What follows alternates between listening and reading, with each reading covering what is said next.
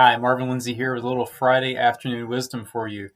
I was looking through some old notes from an earlier continuing education event. I was looking for a quote that I wanted to use in my sermon this past week. I didn't find the quote, but I did find some interesting notes that I don't think I've shared with you before, but I think I'm going to share with you now and just make some comments on them. This was a resilience continuing education event that I attended back in 2017, I believe. Maybe it was 2018. I'm not sure. No, I think it was 2017. But anyway, in my notes, I have written here 4 beliefs that make us miserable. And I'm not sure what the source is on this. It might be the source might be a psychologist named Albert Ellis, who I've got some other notes written out by the side. I'm not sure. I'm not sure. But anyway, 4 beliefs that make us miserable. Belief number 1, people need to like me. Belief number 2, I need to be perfect. Belief number 3, things must turn out the way I want them to. And belief number 4, people must behave the way I want them to. So let's take those in order and think a little bit about why each of these beliefs might make us miserable. Number 1, people need to like me. No, they don't. Why do you think that? We're different. Some people like hip hop, some people like classical music, some people like the ballet, other people like MMA. Some people like to go for a walk in the woods on the weekend, and other people like to go to a fancy restaurant. And so we're not always going to completely gel with each other. The other thing is, from a Christian perspective, Jesus says in one of his sermons, "Woe to you when all speak well of you," because that's what they said about the false prophets. So if everybody likes you, then it may be that you are conforming a little bit too much to the standards of this world. It may be that you are moving away from Christ and away from growing in faith and hope and love, and moving more toward pleasing things that are not good, they're not holy, they're not just, they're not loving. So if you are growing in faith, hope, and love, not everybody's going to like that. Immature people aren't going to like the fact that you're growing, and people who are on a bad path are not going to like you either. But you do have to remember this one thing, and that is, if people don't like you because you've done something wrong, that's a different case. I think someone said once, if you run into a jerk at 9 o'clock in the morning, you ran into a jerk.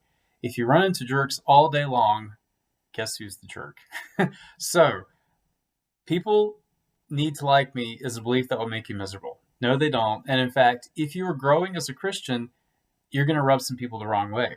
But you can't use that as a license to just go around and make everybody mad at you. Number 2, I need to be perfect.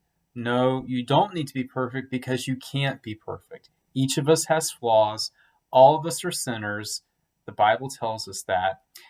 In fact, we're coming up on October 31st, which is Halloween for the whole country.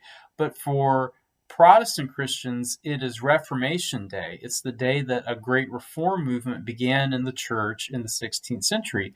And that reform movement was led by a monk named Martin Luther. And one of the things that Martin Luther taught us was that we are both justified and sinners at the same time. So justified means we are put right with God, and at the same time, we're sinners. So we're put right not by the good things that we do, we're put right by Christ, who gave his life on the cross for our sins, to make up for our sins. And that work on the cross that Christ did for us becomes effective in us when we believe in him. But we're still sinners, and the process of leaving behind the path of sin and leaving behind sinful habits, it's a lifelong journey. So, second belief that makes you miserable, I need to be perfect, that's going to make you miserable because it's an unattainable goal. Okay? It's Friday afternoon. Whatever you've done this week, call it a week. All right? Leave it behind. If it wasn't perfect, it ain't going to be perfect next week. So just bless it, give it to the Lord, and enjoy the weekend. Rest, worship, pray, recreate. Belief number 3 that makes us miserable, things must turn out the way I want them to. It's 2020, y'all. Did 2020 turn out the way we wanted it to? No, no. And the more we demand that 2020 get its act in order for us, the more miserable that we're going to be. But the more that we work on adapting ourselves to situations that are out of our control, uh, the better things are going to be. Things must turn out the way I want them to. I had high hopes for going into the church this morning, and then I experienced a technology disaster. And I got very little done this morning. So, you know what I did? I got my hair cut this afternoon. Um, and it was really good that I had a haircut appointment scheduled at 1 o'clock in the afternoon because I needed to get away from the church and I needed to get away from the technology that was really frustrating me. So, you know, my hopes and dreams did not work out the way I wanted them to this morning, but I'm still alive. My family loves me. I love Christ. I love this church and this community and the weather. I like yesterday's weather better than today's, but we need the rain. Things are really okay. Number 4, people must behave the way I want them to. No, they don't. They don't have to behave the way that you want them to. And if you walk around spending your whole life trying to change other people, you will be miserable. It's an old saying, but it's really true. The only person you can change is yourself. And then the corollary to that is be the change you want to see in the world. So instead of trying to fix your spouse, fix your kids, fix the church, fix society, fix all those people who aren't going to vote for the candidate that you're going to vote for or have already voted for, attend to yourself. Put yourself in God's presence and say, help me be the best person that I can be. Not a perfect person. That's not going to happen. Help me to grow and change and mature, be more loving, be more forgiving, be filled with hope and faith that will burn brightly in what I think are going to be some dark times ahead. Your project is you, and my project is me. Don't make somebody else your project. Make yourself a project. But don't do that on your own power. Do it with God's help. So that's a little wisdom for Friday afternoon for you. I lost my place, but let me go back. Let's review. 4 beliefs that make us miserable. People need to like me. No, they don't. And the more you want people who don't like you to like you, the more miserable you're going to be. Number 2, I need to be perfect. No, you don't, because you can't be perfect. And the more you try to be perfect, the more you strive for an unattainable goal, the more miserable you're going to be. Number 3, things must turn out the way I want them to. No, they don't. No, they don't.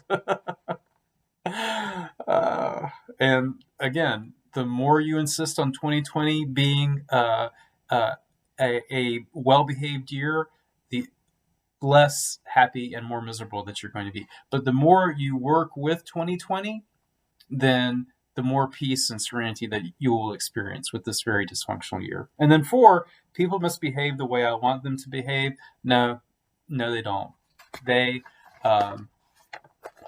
get to decide for themselves what they're going to do, and you get to decide for yourself what you're going to do. Because in the end, we're only responsible for ourselves. We stand before God alone, and not